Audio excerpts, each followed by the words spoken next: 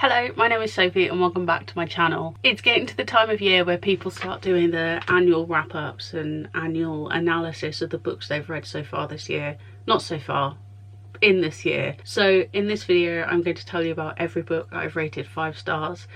I'm saying so far this year because I'm filming this on December 17th and the optimistic part of my brain is like, well yeah, we might find another 5-star read before the end of the year. We're close enough to the end of the year that I'm confident enough to make this video. Looking at the rest of my TBR, there's every chance there is another 5-star book in there, but I can't wait forever. There are 16 books that I've rated 5-star this year, so let's just jump right in. I'll start with the 2 that I don't own physically. One of them I finished literally 2 days ago, so we'll start with that one. Two Can Play by Ali Hazelwood. This is an audiobook novella that was exclusive to Spotify, but now I think is also on other audiobook platforms. I just adored this. Is it exactly the same as every other Ali Hazelwood story but condensed into a novella? Yes. I think part of the reason I felt I could rate it 5 stars is because in a way I already knew the characters because they're not that different to any of her other characters. I loved it either way, and I rate books based on vibes. I'm not here to judge critically on their technical goodness. The fact that I just used the word goodness is a example of why I should not be an objective book reviewer. I just loved this audiobook. Violet and Jessie were such sweet characters. I loved the backdrop of video game designers, and also that they were going on a kind of work retreat, what's the word? Like team building retreat in a wintry log cabin, and it was a very seasonally appropriate book because they were snowed in and surrounded by cozy log fires and libraries, and it was just perfect. I loved it so much. I was genuinely surprised by how much spice is in this book, considering it's only like a 4-hour something audio novella. It was quite spicy. The last 2 hours there were a significant amount of spicy scenes, but they were good spicy scenes, so I'm not complaining. It was so good. I loved it so much, and I couldn't not give it 5 stars just because it's a novella. Novellas are kind of hit and miss. Sometimes I rate them, sometimes I don't. Generally it's because if I don't rate them, it's because I just don't feel that connected to them, and I feel like there isn't enough substance to give it a rating. But this one, I felt connected to it and I loved it. It was so much fun. If you like Ali Hazelwood, you'll like it. If you think Ali Hazelwood is a bit repetitive and boring, you won't like it. That's the easiest way to describe this novella. And then the other book that I rated 5 stars that I don't own physically is One of Us Is Back, which is the 3rd book in the One of Us Is Lying / Bayview trilogy. I'm not entirely sure what this series is meant to be called. One of Us Is Lying and One of Us Is Next, I rated both 4 stars because I loved the characterization. I thought the characters were so vivid and so real, but I predicted the endings of both of those books. And for a mystery kind of thriller-esque book, well, they're described as mystery thrillers. I wouldn't particularly call them thrillers, but mystery just makes it sound a bit like they're trying to be a detective agency. I don't know why. Mystery just feels like a really kind of childish genre to me. I know I'm wrong, but either way. I think the fact that this was the end of the trilogy, so I was even more connected to the characters than I was in books 1 and 2, but also I didn't predict the ending. Generally when I'm reading, I don't try to predict the ending. I don't try to figure things out because I just want to be present in the story rather than trying to think about how it ends. So if I do figure out or predict the ending, it's got to be generally quite obvious because I'm not looking for clues. But this one just totally took me by surprise. I loved it so much. I love these characters so much, and it's one of those books that I'm hesitant to watch the adaptation because it might not live up to my expectations.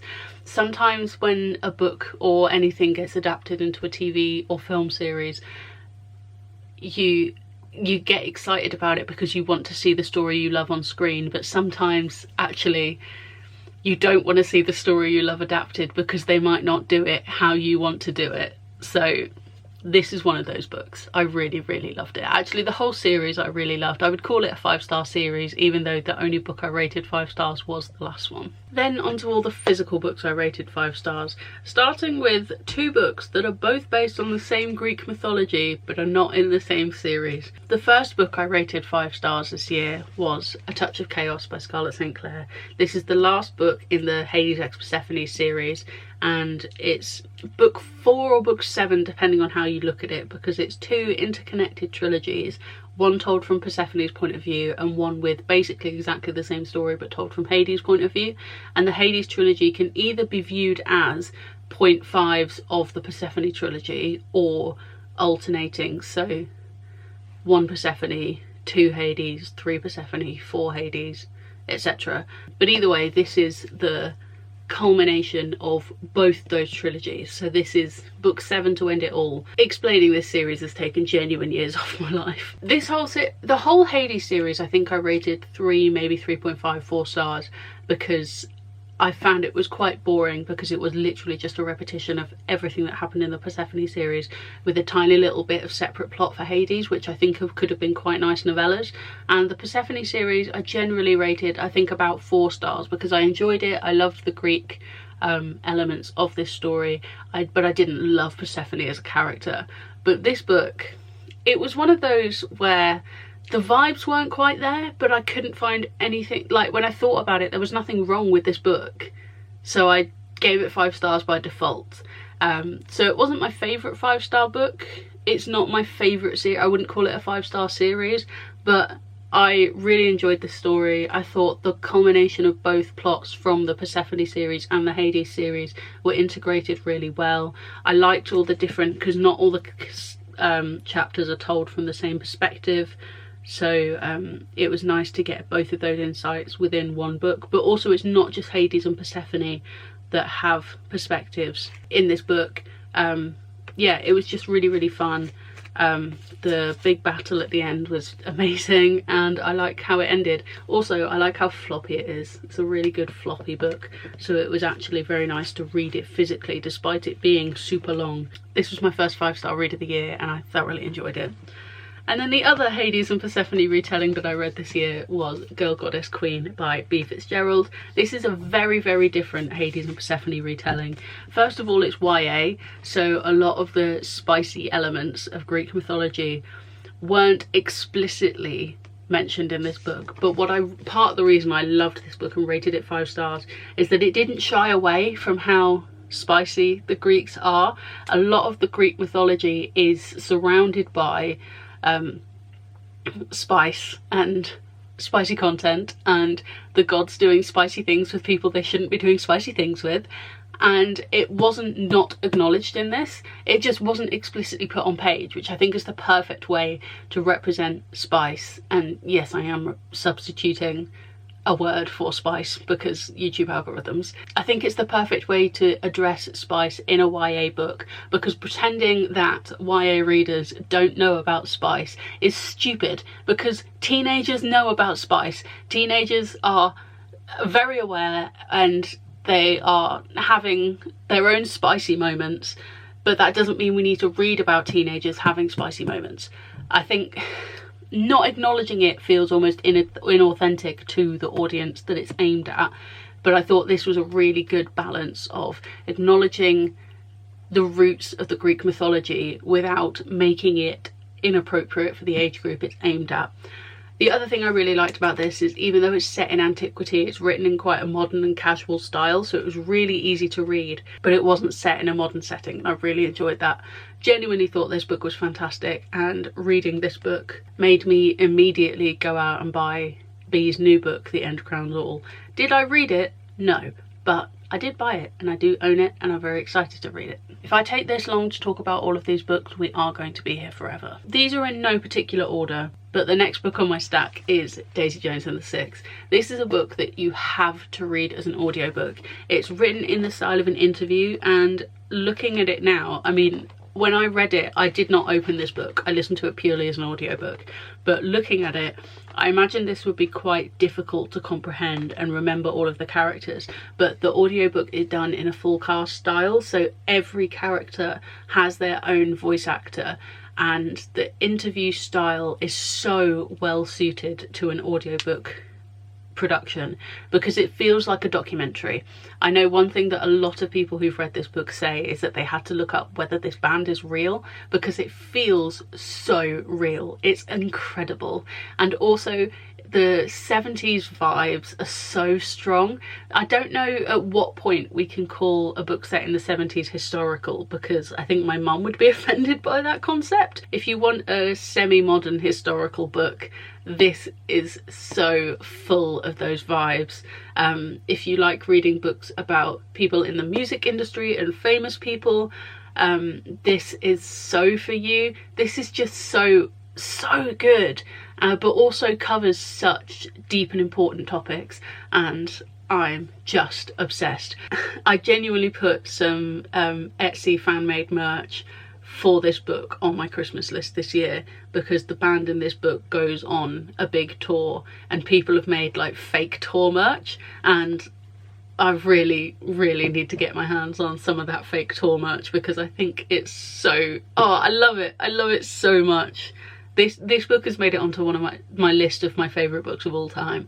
This is in the running for one of my favourite books of this year. Not my favourite book, that's coming at the end, but definitely one of my favourite books. Then in a little bit of a flip turn, we have a YA paranormal horror book, kind of mystery, wouldn't call it a thriller, little bit horror-y.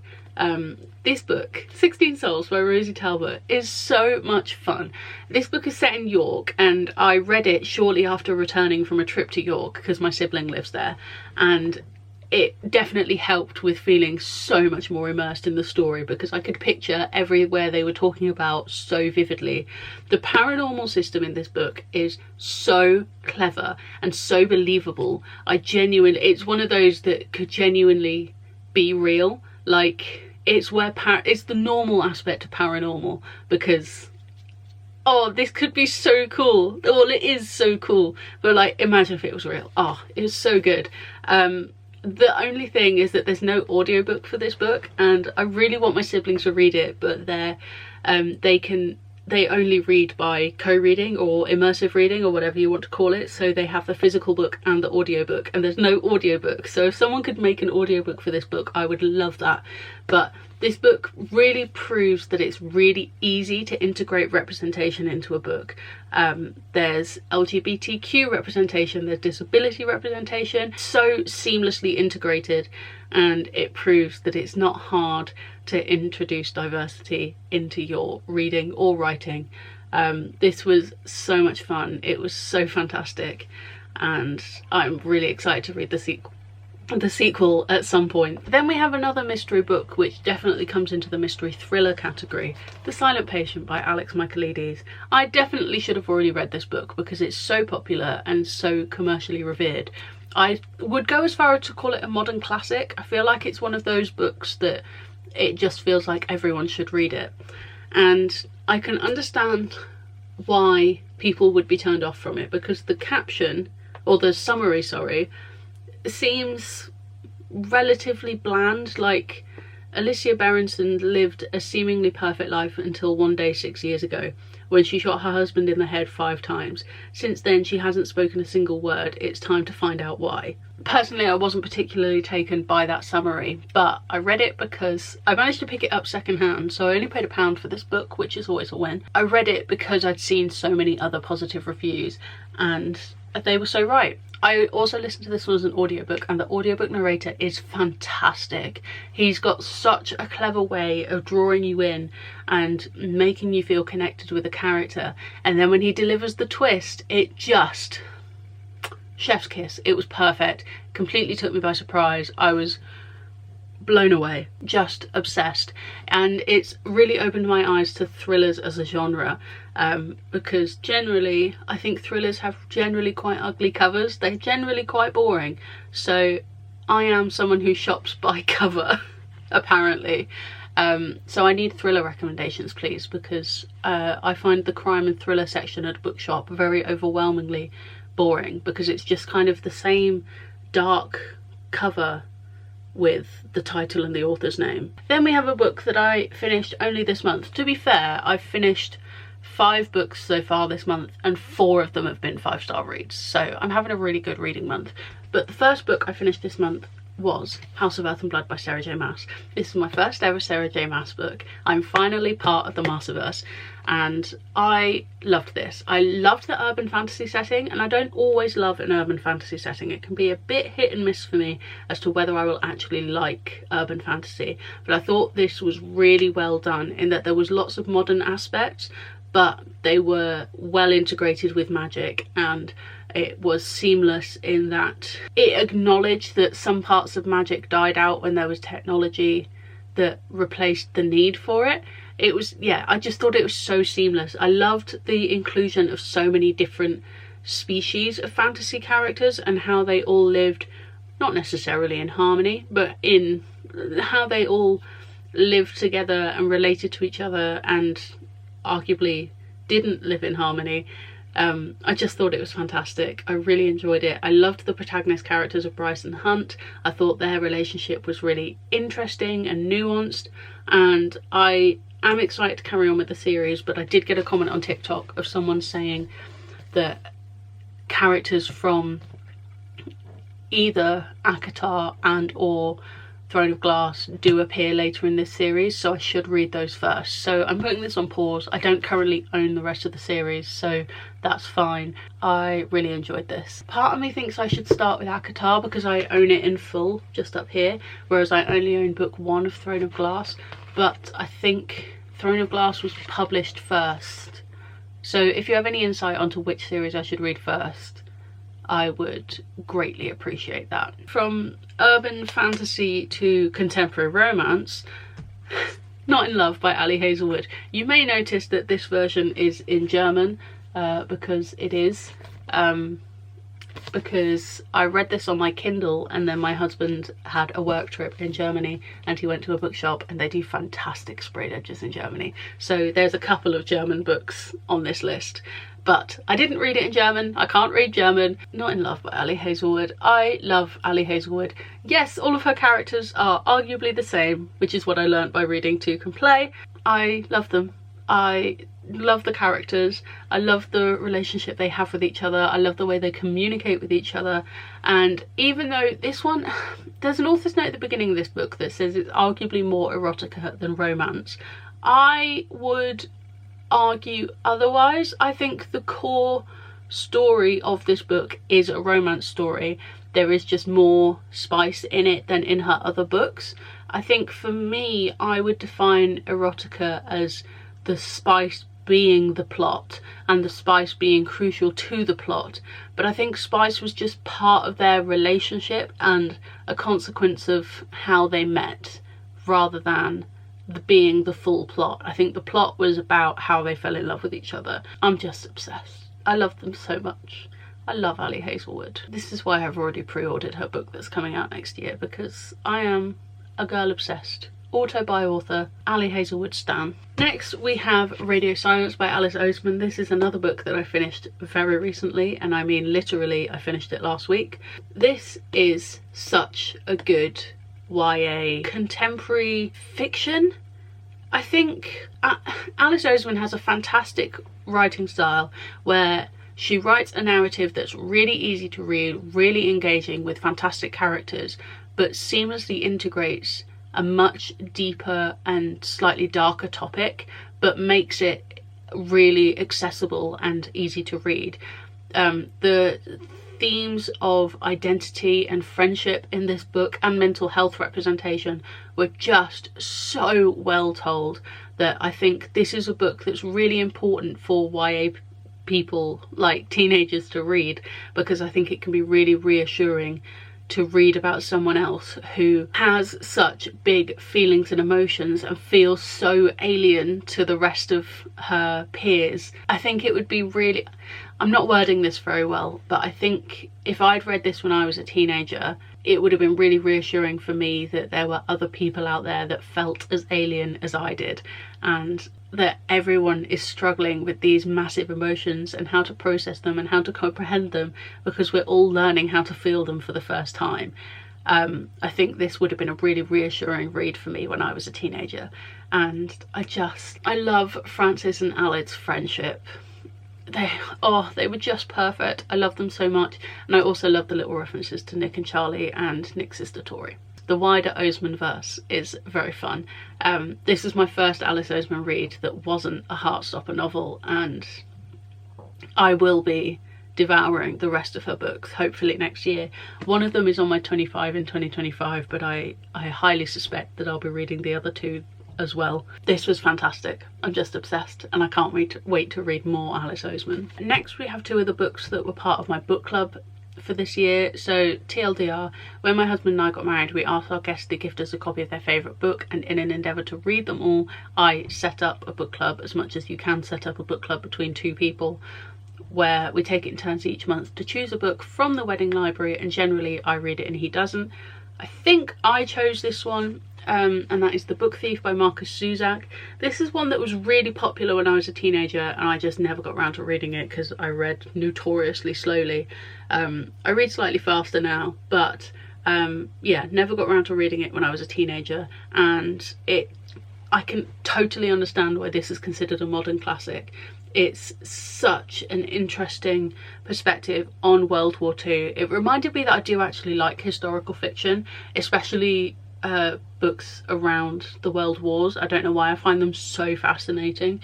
I think I quite enjoy that era of modern history, and I really liked the insight to, maybe not insight's probably the wrong word, but I really liked reading a story about a girl who was living in Nazi Germany who wasn't a Nazi German.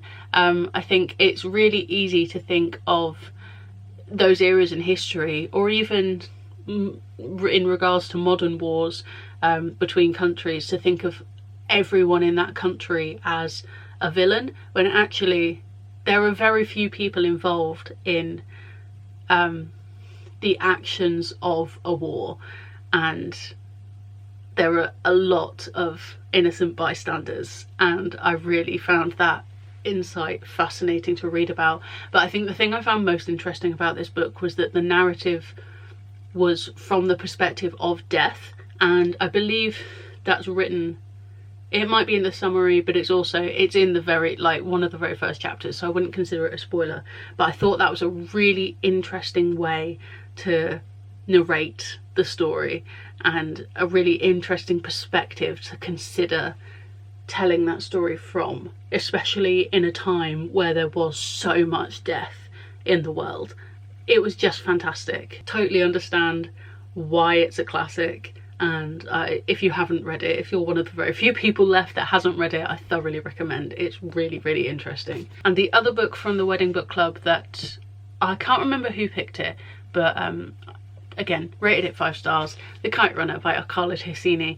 This is one of those books that actually I didn't have 5 stars of enjoyment, but it deserved 5 stars because the story it tells is so important. I would argue that I actually didn't enjoy reading it that much because it was quite a difficult read, and I didn't find it particularly well, the story itself I didn't find interesting, but the topics it covered I found interesting. I think if I was rating it purely on enjoyment, I'd give it maybe 3.5, but it just deserves a 5-star rating. The way it made me think about things I've never had to think about before made me really aware of my own privilege, and I love reading about things that challenge those narratives within my own mind. And I don't know if that makes me sound super pretentious or super privileged, but I really enjoyed being forced to think about other things, and that's one of the things I love about the Wedding Book Club, is reading about things that I never would have read about otherwise, and this is absolutely one of them. I remember finishing this book and kind of turning to Lucas and saying, well, I think it needs to be 5 stars, but I don't know if I should. And he was like, well, if you don't think it's 5 stars, don't give it 5 stars. And I'm like, I think it deserves 5 stars, even if I don't necessarily want to give it 5 stars, it deserves 5 stars. Then we have another one of my more recent reads. Strong Female Character by Fern Brady. This is a non-fiction memoir, so it's a little bit different to everything else on this list, but it's predominantly about autism. Fern is autistic, so it's a lot about her journey as an autistic person. And what I really liked about this book is the balance between her very comedically told personal anecdotes in relation to her own autism and how it affected her life, but balance that with academic research. The audiobook is a must for this one. I think this story has so much more heart when you hear it told in Fern's voice. It was just fantastic. I have my own autism assessment next year, and I'm very cautious about how much autism content I'm taking in at the moment because of that, but this was really interesting to feel so represented and understood by someone who has such vastly different experiences to me. Most of what Fern has been through is something that I can't sympathise with because I've not been through anything like that, but I still empathised with it incredibly strongly. And yeah, the audiobook is just fantastic, and I could not recommend this book more highly. Next up, we have The Reappearance of Rachel Price by Holly Jackson. I was a bit dubious about Holly Jackson because I loved the first 2 books in A Good Girl's Guide to Murder series, but I was really disappointed in book 3. I felt like Pip's character just felt nothing like the Pip that we knew from earlier in the series, and consequently to that, I didn't read her next release, 5 Survive, though it is now on my 25 and 2025 for next year. But the concept of this one sounded so good, I could not resist pre-ordering it. So I pre-ordered an edition, but then my husband found this edition in Germany on his trip. How cool are these edges? And he went as far as to look up the stock of this bookshop that he went to, and this is actually in English, so I could read this if I wanted to. I think a lot of people's criticism of this book came from the pacing, and personally I thought it was really well paced. I think if it was any faster paced it would have felt rushed, and I thought the way that things were kind of, yeah, it was a little bit slow, but I think it was done in a way that Belle's investigation of her own mother's reappearance it had to be subtle, otherwise people would figure out what she was doing. I think it made sense for the story. And another criticism I saw is that some people really didn't like Belle, and personally I can see why she was an unlikable character. I found her kind of cheeky and endearing, but also with the amount of trauma that she's been through and everything she's gone through in her life, it makes sense that she's a bit rebellious. It makes sense that she doesn't want to be known as Rachel Price's daughter, and for so much of her life that's the only thing she's been identified as. So I think it makes sense that she wants to rebel and be something a bit different because she wants to be different. Yeah, I love this book. I devoured it. I immediately tried to make my husband read it, and I think that's a huge sign of how much I enjoy a book, because I want him to understand and I want to talk to him about everything that's happening. I really, really enjoyed this. I thought it was fantastic. Then we have another German special edition, Funny Story by Emily Henry. I originally read this on my Kindle, then I picked up a UK hardback, and then my husband went to Germany and found... Okay, I had to take a little break because there was someone in the house, and whilst they were here I was working on my new book journal for next year, and you can tell because I have pen all over my hands. You can always tell when I've been journaling. Anyway, I believe I was in the middle of talking about Funny Story. I can't remember what I was saying, but I loved this story. I always said I was a huge Emily Henry fan, but before I read this book, I'd only read one of her other books. I loved Beach Read, but I don't think one book means you can say you love an author. I'd bought all of her other books, I just hadn't got around to reading them. So when Funny Story came out, I read that immediately on my Kindle, and then my husband picked up this gorgeous edition with lemons all over the edges when he was in Germany. I feel like this is the slightly more literary version of the like super BookTok famous contemporary romances that are Ali Hazelwood, Hannah Grace, that kind of author. This just feels a little bit more grown up, but just as fun, and it makes me laugh, which is good because it was a funny story. Then we get on to probably my favourite book of the year. I think this is probably going to be top of my list when I eventually try and narrow down my top picks of the my top reads of the year. This is a 6-star read for me. Let's break the suspense. The book is Daydream by Hannah Grace, hence why I just mentioned Hannah Grace as an example author, because it was sitting right there in my eye line. This book is everything to me, and I think I knew that from the author's note where Hannah says Henry is kind of almost certainly an autistic ADHD character, but this book isn't about him realising his neurodiversity. This book isn't about his neurodiversity. It's not about him making those realisations about himself. It's not a diagnostic book, but he absolutely is neurodivergent coded, and it's intentional.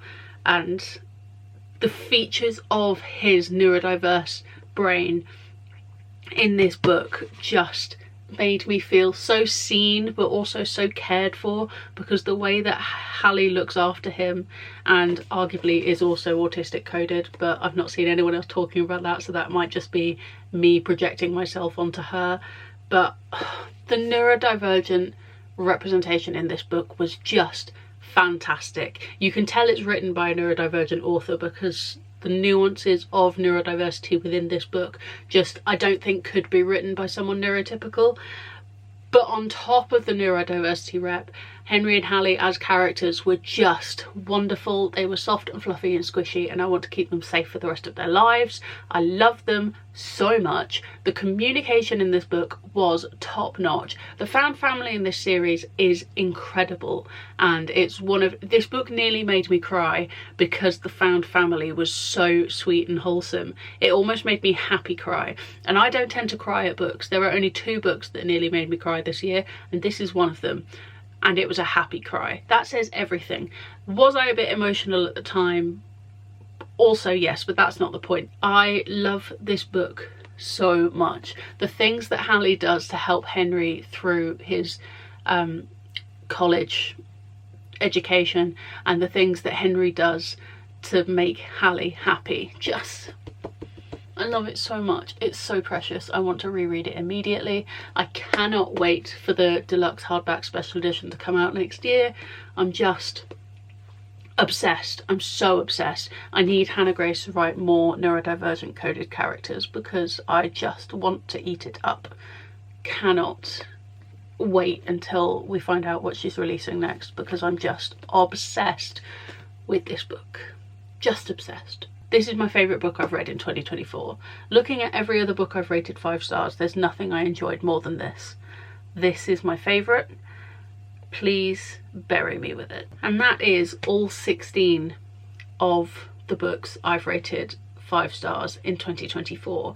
If anything else crops up between now and the end of the year, I'll be posting it on my Instagram, which is always linked in the description if you want to follow me there. Otherwise, thank you so much for watching. I hope you're having a great day, and I'll see you soon for another bookish video. Bye!